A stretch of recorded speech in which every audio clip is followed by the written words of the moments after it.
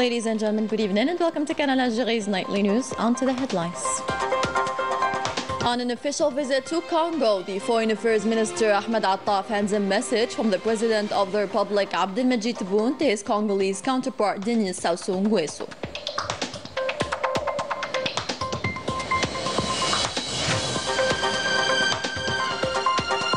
Algeria is reappointed as member of the Peace Building Commission for the second consecutive year and chairs a UN Security Council meeting devoted to the situation in Syria. The latest editorial of Al Jaish magazine highlights the significant progress made by our country, affirming that 2025 will consolidate the national revival project. And the Algerian-Tunisian relations in the limelight with a meeting held to assess bilateral cooperation.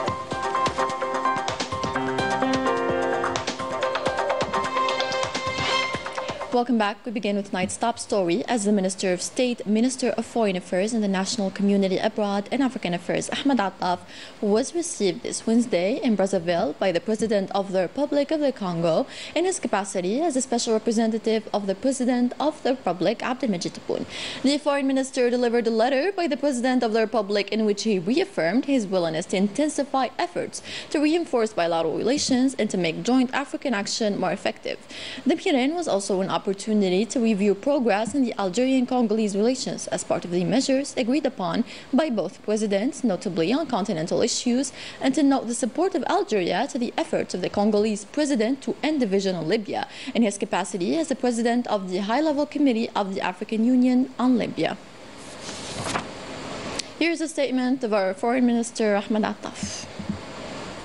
Je viens d'avoir l'insigne honneur et le grand privilège d'être reçu par son Excellence le Président Denis Sassou Nguesso. I had the honor and great privilege of being received by His Excellency the President Denis Sassou Nguesso, to whom I handed a message from his brother, President Abdelmajid Tebboune. It will not be a surprise when I tell you that given the exemplary nature of the relationship of cooperation and consultation between the two countries, this opportunity allowed us to review our bilateral relations, and I want to tell you that both countries are doing well so far. Faire un tour d'horizon sur les relations bilatérales, je tiens à vous dire qu'elles se portent bien et qu'elles sont dans une forme excellente. That was a statement of Ahmed Attaf after meeting President Sassou Nguesso. Ahmed Attaf also met with his Congolese counterpart Jean-Claude Gokoso, which was an occasion to examine means to enable the maintenance of the positive dynamic marking the relations between both brotherly African countries, in light of the particular interests attached by both presidents.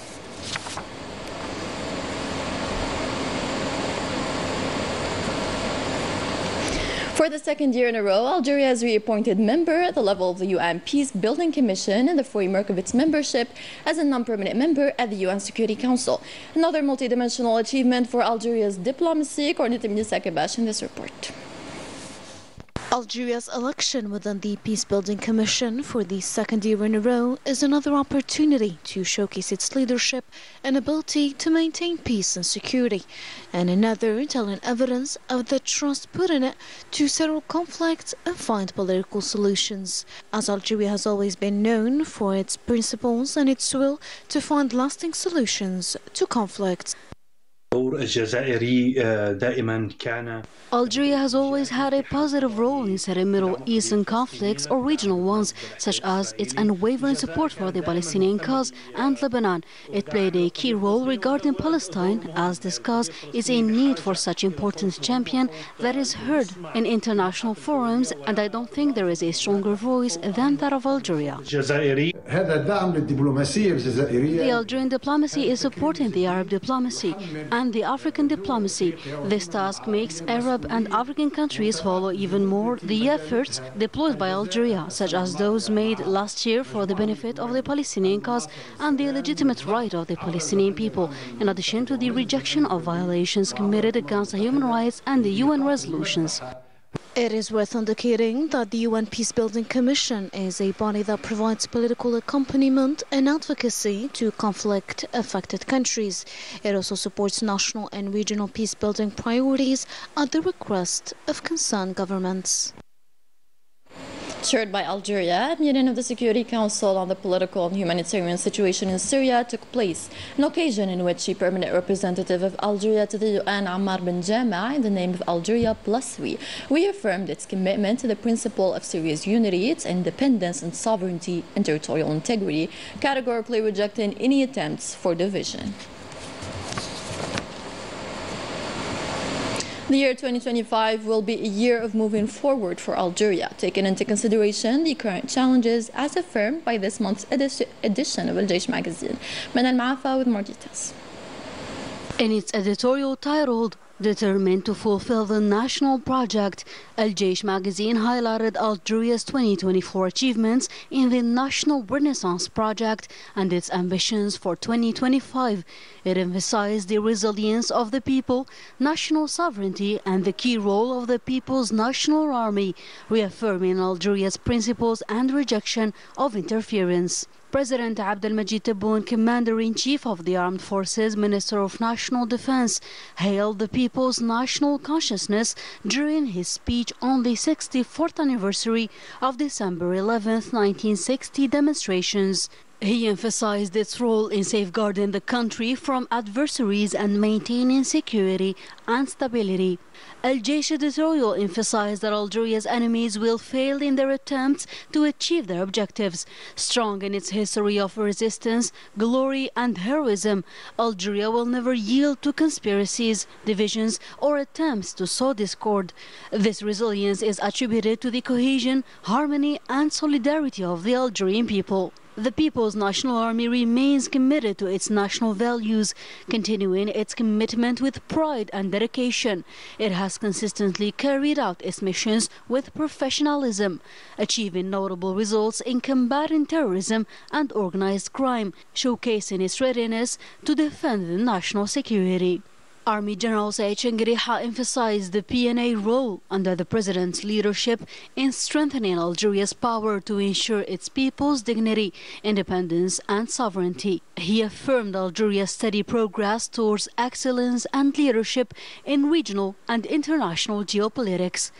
Al-Jaish editorial also highlighted Algeria's national orientation, driven by its youth, heirs of the November heroes, who are a vital asset and represent the nation's future. The Council of the Nation, chaired by Saleh Gouji, noted that the statements of the French president on Algeria are adrift, recklessness, and an extremely dangerous behavior, even a political crime and hostile act, violating Algeria's sovereignty.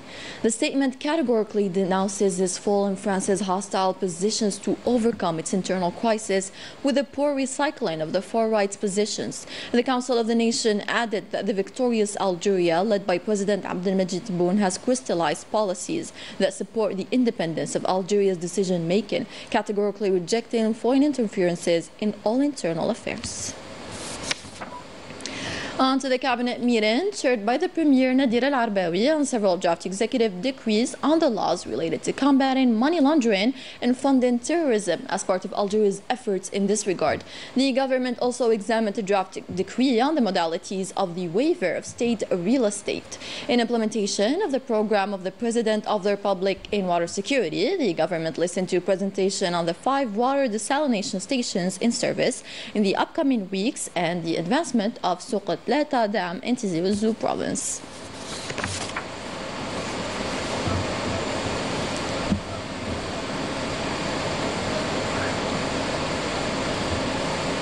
On to the proceedings of the Technical Commission in charge of the evaluation of the implementation of the roadmap of the first session of the bilateral committee between Algeria and Tunisia to promote border regions that came to a close.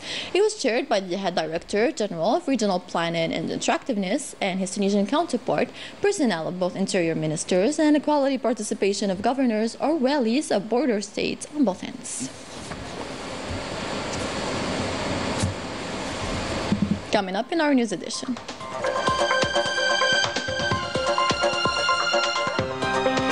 France, allegedly the land of rights and liberties, interferes with the sovereign state, with the sovereign nation's domestic affairs, and combines with Morocco to sow discord in Africa.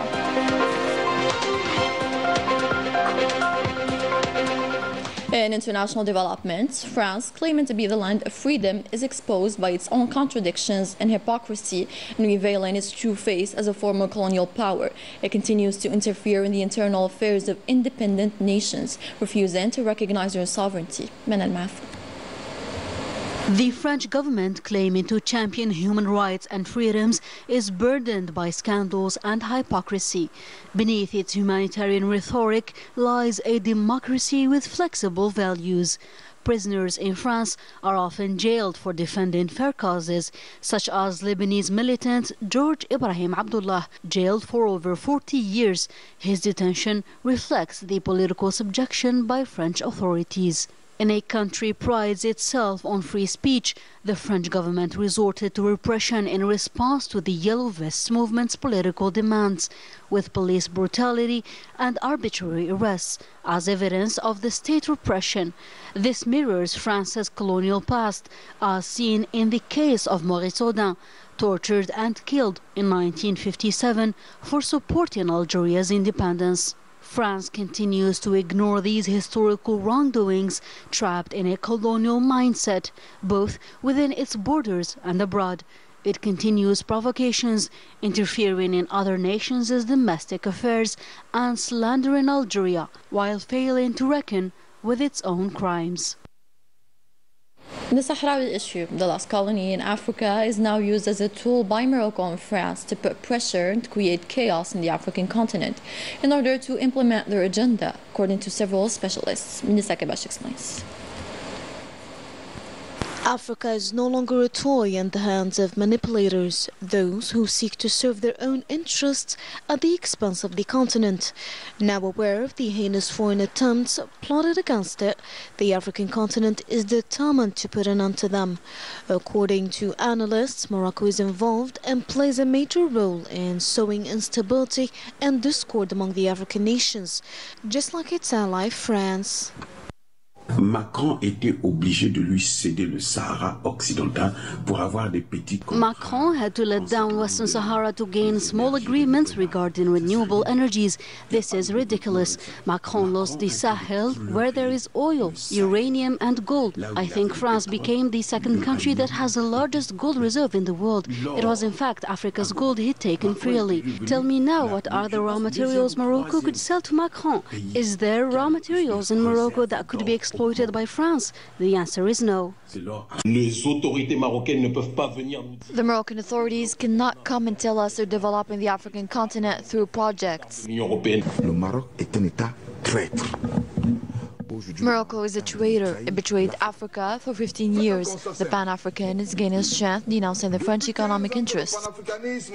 France displayed its true thoughts when it comes to Africa through the statements made by its president. As indicated before, the French-Moroccan alliance keeps feeding from Africa's wealth. Two colonial forces join to exploit what remains under the Moro Security Corporation and the fight against terrorism. A cultural caravan devoted to the promotion of the awardees of the previous edition of the President's Award for the Tamazight language as part of the official celebrations under the slogan Yennair gathers in the Triumph Algeria, organized by the High Commission of Tamazights, first in Gherdaya, then in Timimoun.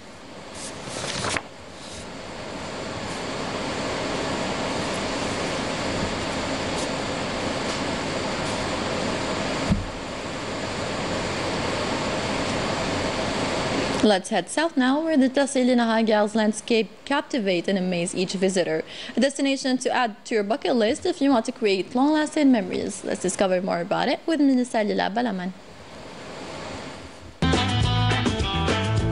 Heading towards the heart of the Hagar, to which the trip can take up to more than 6 hours. Yet, given its breathtaking landscapes, beautiful dunes and picturesque mountains, each second is worth it. A once-in-a-lifetime panorama where cultural diversity and natural wonders combine, with an exceptional welcome as the cherry on top. The inhabitants of Tamrast are warm and benevolent. It's not my first time meeting them. We visited the Tassili Nagar upon our arrival. It's a magnificent place. I hope Algerians will be willing to discover more about the wonders their country holds. We started our tour at Luxor, passing by Tina Kashkar, to finally arrive to Fagal. The gentle morning breeze carries you while the Tasselina Gar's charm unfolds, as if whispering, "Take your time, this is just the beginning of the trip." Enchanting landscapes, majestic mountains and spectacular views. As Algerians, we are extremely proud. The atmosphere was lovely during the trip thanks to the warm welcome and hospitality of the inhabitants of Tamrast. We got to try the region's dishes during the organized family evenings and fully enjoyed everything.